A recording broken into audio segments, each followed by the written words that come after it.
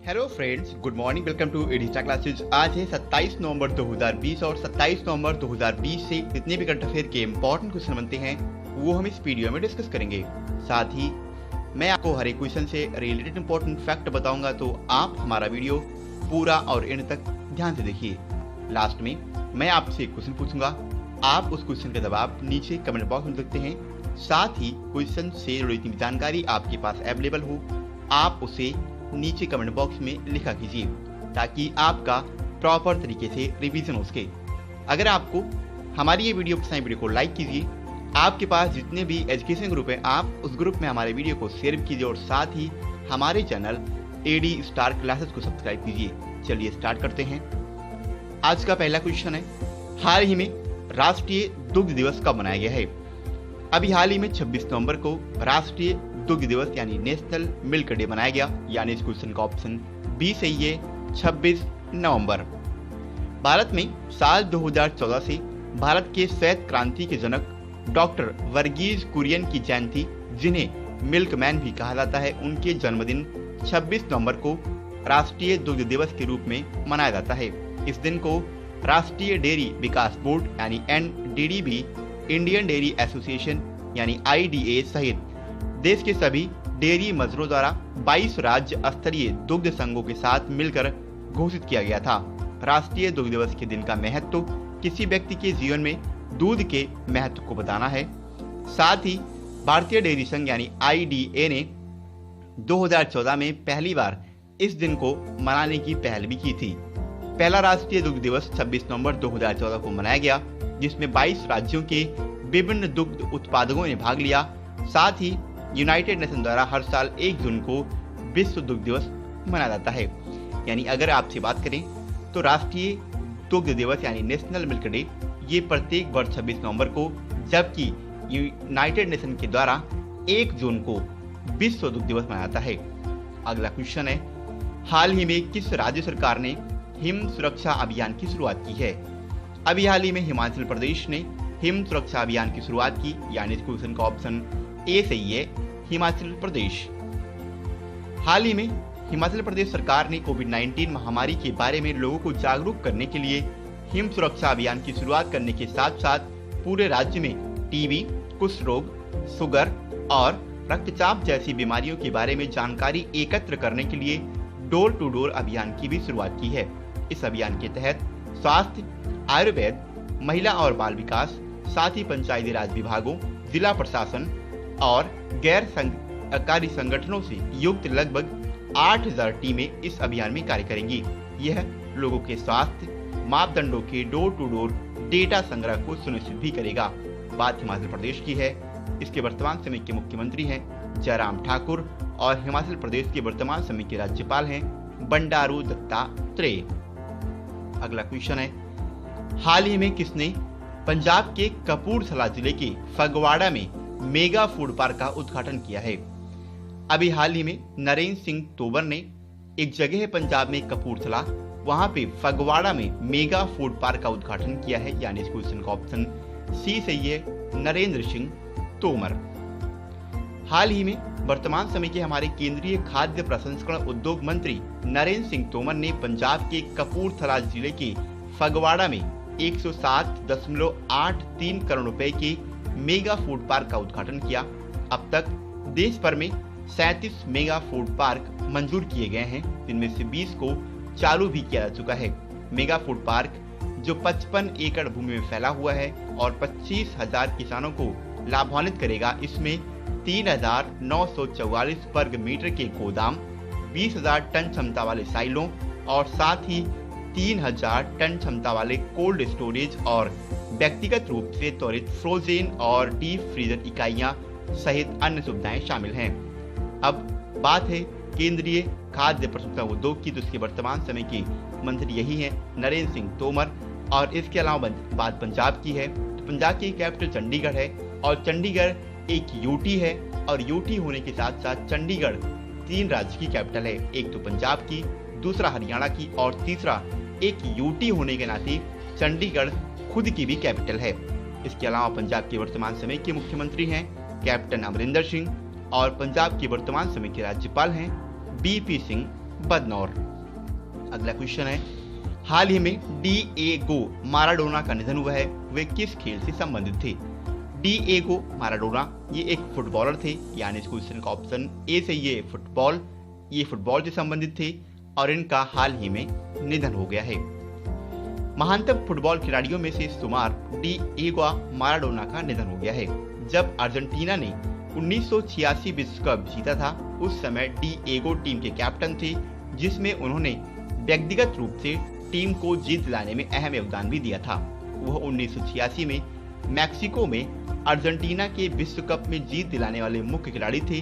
उन्होंने quarter final में England के खिलाफ एक मैच के दौरान 2 बेहतरीन गोल भी किए थे। वह अपने क्लब कैरियर के दौरान बार्सिलोना और नेपोली के लिए भी खेले थे।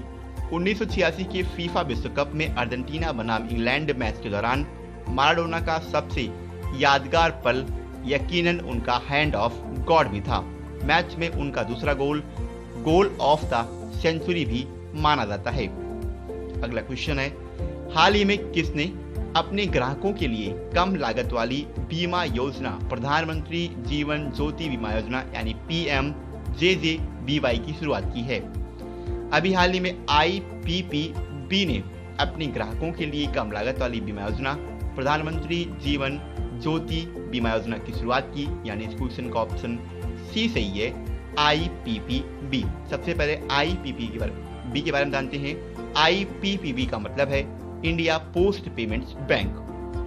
हाल ही में इंडिया पोस्ट पेमेंट बैंक ने अपने ग्राहकों के लिए कम लागत वाली बीमा योजना प्रधानमंत्री जीवन ज्योति बीमा योजना की शुरुआत की है, ताकि अलग अलग पड़े और असुरक्षित आबादी के बड़े वर्गों को वित्तीय मुख्यधारा में जोड़ा जा सके। IPPB ने इस बीमा योजना के लिए PNB MetLife India insurance company के साथ साझेदारी भी की है। ये योजना गरीब और वंचितों को, यानी जो गरीब हैं उनके लिए और जो समाज से वंचित लोग हैं उनको सुरक्षा प्रदान करने के लिए है। साथ ही विशेष रूप से भारत के असंबद्ध और दूर दराज के क्षेत्रों में परिवार के सदस्य के नुकसान की अप्रत्याशित और दुर्भाग्यपूर्ण घटना में जो मुख्य रूप से अलग अलग पड़े हैं उनके लिए भी है। जैसे जिस किसी का IPPB यानी इंडिया पोस्ट पेमेंट बैंक में बचत खाता होगा वो इसका लाभ उठा पाएंगे।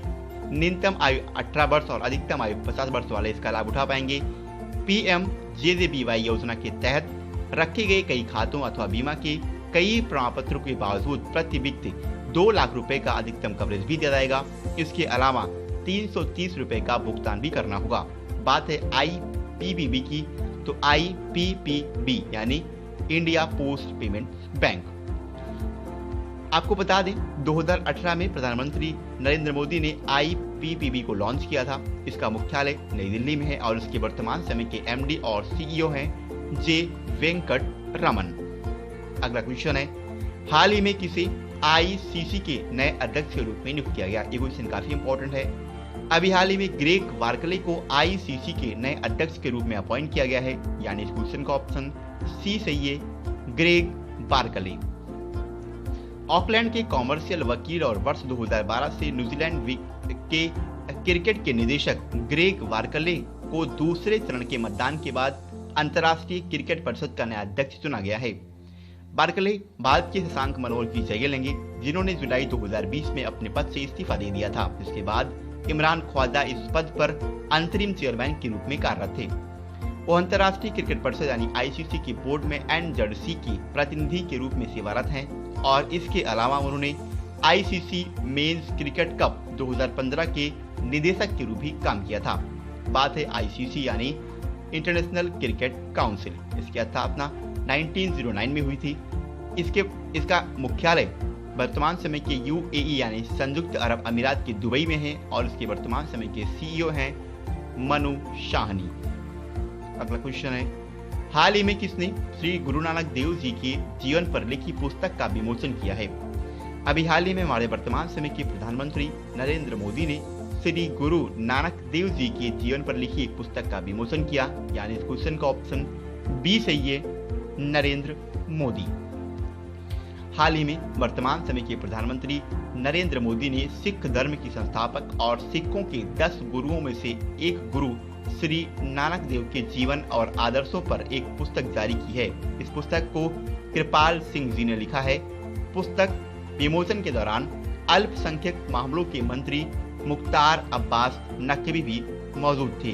यानी जब इस पुस्तक का विमोचन किया गया उस समय वर्तमान समय के हमारे प्रधानमंत्री के साथ साथ अल्पसंख्यक मामलों के केंद्रीय मंत्री मुख्तार अब्बास नकवी भी वहां उपस्थित थे। अगला क्वेश्चन है, हाल ही में किसने ट्रांसजेंडर लोगों के लिए राष्ट्रीय पोर्टल लॉन्च किया है?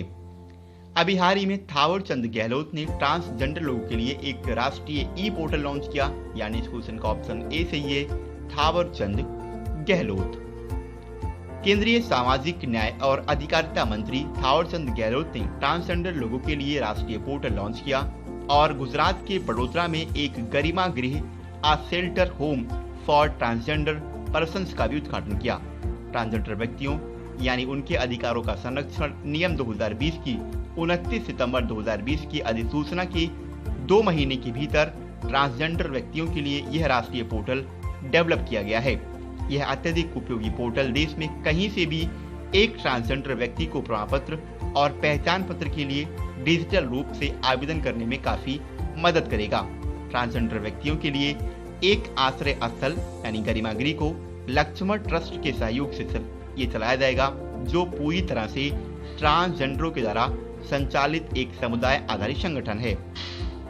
इसके अलावा आश्रय स्थल का उद्देश्य ट्रांसजेंडर व्यक्तियों को आश्रय प्रदान करना है, जिसमें आश्रय, भोजन, साथ ही चिकित्सा देखभाल और मनोरंजन जैसी बुनियादी सुविधाएं शामिल हैं। इसके अलावा यह समुदाय में व्यक्तियों के क्षमता निर्माण और कौशल विकास के लिए एक सहायता भी प्रदान करेगा, जो उन्हें सम्मान का जीवन जीने में सक्षम बनाएगा।